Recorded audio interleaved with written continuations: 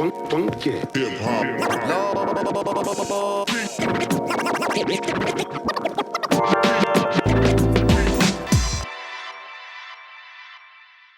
What's good? It's your boy, Mr. Get Your Buzz Up, with the #1 official site for independent artists, GetYourBuzzUp.com. We here with Immortal Technique. What's going?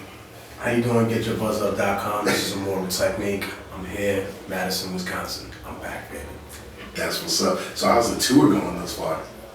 Well, I mean, in terms of ticket sales, most of it has been sold out. But more than that, I think I've had a chance to really connect with people that have told me personal stories about how my music has affected their life, and that I think hit home for me even more. You know, everything from the very difficult things to absorb. Like a person wrote me and they were like, "Yo, I listened to Dance with the Devil, and that was me when I was 12 years old. Like I felt like, you know, the people that took advantage of me always made excuses for themselves. Like I wish I had someone to protect me." And that's heartbreaking to hear when someone's reliving painful memories as a child. And then I hear people that will say, you know, positive things. Not that the other stuff is so negative, because at the same time when they're saying this, it's healing. And I remind people, I say, listen, sweetheart, you're not just a victim, you're a survivor. A lot of people have shit like that happen and get murdered, or they don't have a chance to help other people who might be going through that in their life. You have a unique situation, which is obviously a tragedy, but also an opportunity for you to say, I'm going to help people that have been in that situation or potentially could be in that situation, and help them out of that. And I think that extends itself to the other times people who talk to me and said, you know, I listened to your music and I was on heroin and I got my life cleaned up. The shit made me want to just be a different person. And so I think those things have been really, really more telling of how much of an impact I've had than just the ticket sales. But it's good to sell out venues, and it's good to you know, see the people going crazy in the crowd. But I appreciate those personal stories. I can't always, because there's like 1,000 people after every show. I can't always do like, you know, and talk to everybody for 20 minutes. But occasionally somebody will slip me a note, or they'll just say, "Hey, can I talk to you afterwards if I wait?" And I say, "Yeah, sure." And that's when they hit me with that. With those things that are sometimes hard to hear, but they really do solidify the fact that I'm doing this for a reason, and that it's a positive reason. That's what's up, man. That's dope. You even take the time to chop it up with them afterwards and hear their stories. So that's really dope to hear, considering where you are and in this hip hop game.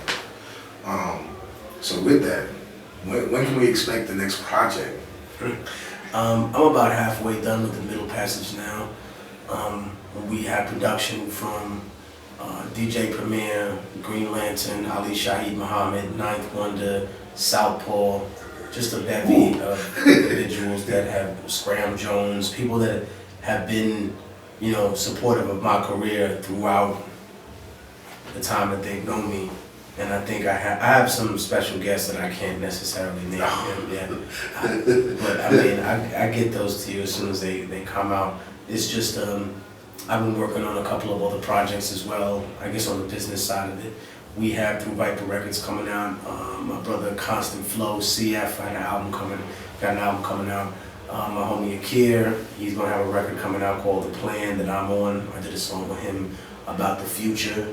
And the whole record was about what we would thought would come in the future of America and the world. It's probably one of the weirdest records that I've ever done, only because most of the music in there was actually people's voices that we sampled. You know, in terms of electronic music, it's not that I really make a lot of it, but I can see if you're sampling stuff and then you're putting it in some electronic format, and yet the sounds that you're using are real life sounds, real people's voices. And that's kind of what we went for. After that, then of course we have Diabolic, incredibly successful artist in the underground. But he has an album coming out called Fighting Words, and I'm on that too. And it's just been a blessing to be able to be a part of not just underground hip hop in the independent world, but to also be on Rock the Bells as part of this tour, where it kind of meets a more mainstream angle, and to still get love and support from that, you know, it's a positive thing. I'm glad you brought up the independent music scene, because, you know, when you, Tech Nine, You know, Brother Ali, the entire Rhymesayers camp, you know, decided we're staying independent, this is what we're doing. That was kind of unheard of. You know, that everybody could say, oh, well, they're not going to be successful. You look at the game now, Right. everybody's choosing to be independent, or a lot of artists are choosing to be independent, and they're finding success. So what do you attribute to that, and what do you think about that? Well, I mean, I think there's a difference in between saying you're independent and being independent. I find that a lot in the industry. Everyone's like, oh, we're independent. We have, well, if you have someone that can decide, you know, what you put on the record and what comes off, then you're not independent. Yeah. You know what I mean? You have major label marketing dollars that are then taking a huge slice of the pie. You're not independent. If you have a secret 360 deal and then you have an imprint, you're not independent. I think that, you know, a lot of people have aspects of independence, and that's wonderful. You know, I think some people's strategy has definitely changed. It's not been, okay, I'm coming to the label with nothing. They say, I'm gonna build it up to be as independent as I can, and then the label's gonna come to us to buy us out. Some people are under the confused idea that the label just wants to be a bank, and that's where they get fucked up in the game. Because that bank ain't a bank. That bank is a den of gangsters as well.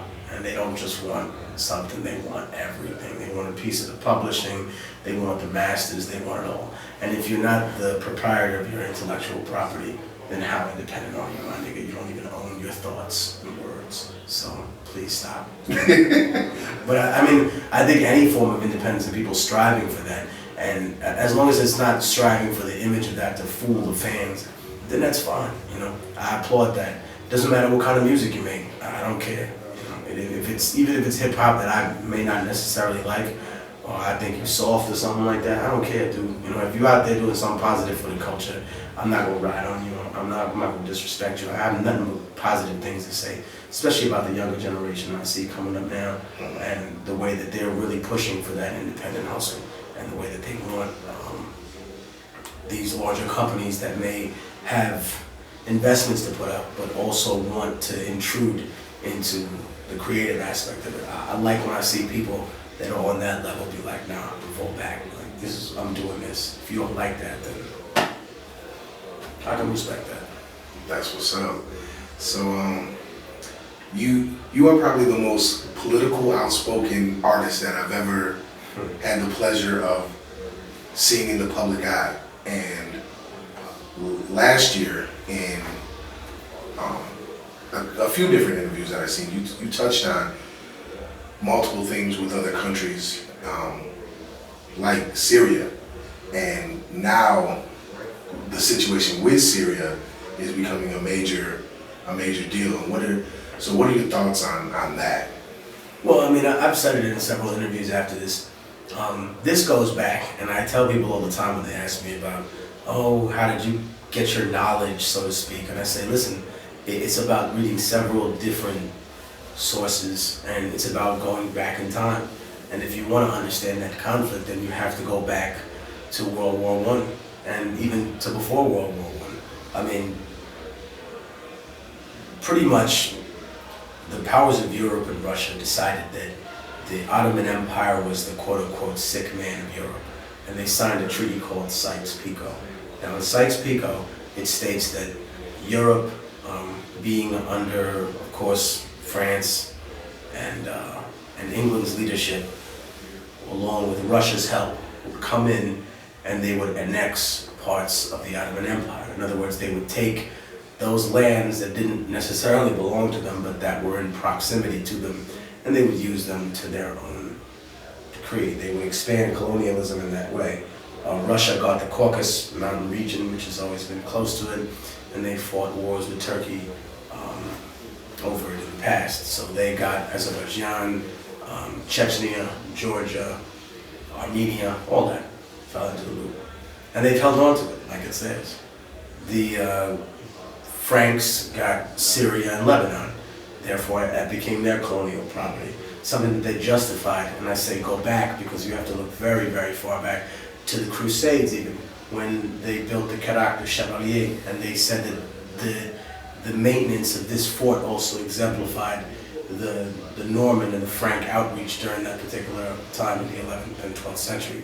But to go back to it, the Brits were given or sliced out for themselves what now is Jordan, Egypt, Iraq, Kuwait, and then what's modern day Israel, Palestine, Jordan.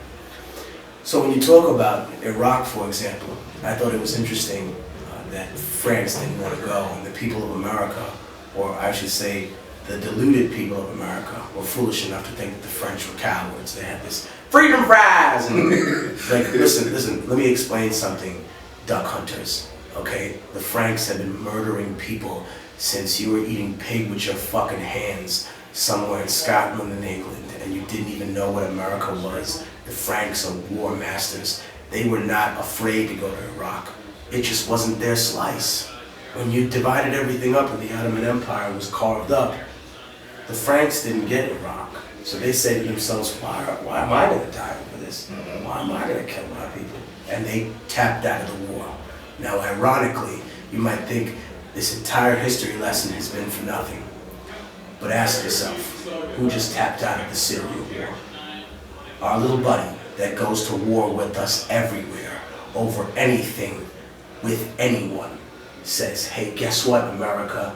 When we made this deal a long time ago, Syria, that's not our slice. And you know the Brits are willing to go for any kind of paper that we have to say. And they curiously, and I use that word loosely because I'm obviously being sarcastic, they curiously decided, no, we're not going to go to Syria. I think this goes back to what they had set up in terms of a colonial enterprise before. Now they found a dictator who was obviously, ruthless to his people. But if you want to talk about ruthlessness, you can find many other dictators that are in the good graces of the United States and those noble powers of Europe that treat their people just as horribly. And now what you have is basically people that are looking at being oppressed by this individual. And then you have a contingent of that group that's also sponsored by outside entities that are paying foreign mercenaries to be there. I'm not saying that the entire Syrian opposition is comprised of that. Please don't misquote me.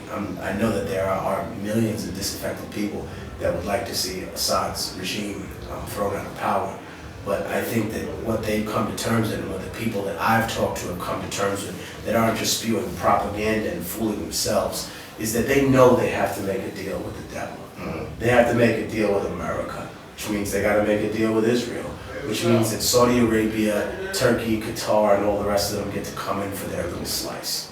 See, when England tapped out all those years ago, when its empire was crumbling apart, it decided to sell the business of imperialism to America.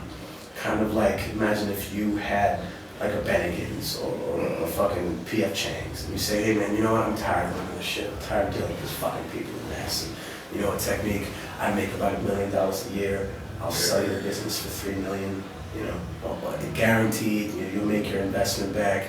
But you know what? I want 5% forever. And that's basically what we've done. Look where we've gone. All those places where England either used to rule or got its fucking ass kicked. Iraq used to be yours. Not no more. Get the fuck out, homie. Couldn't do it. Little tiny island had to go take care of itself and its own problems.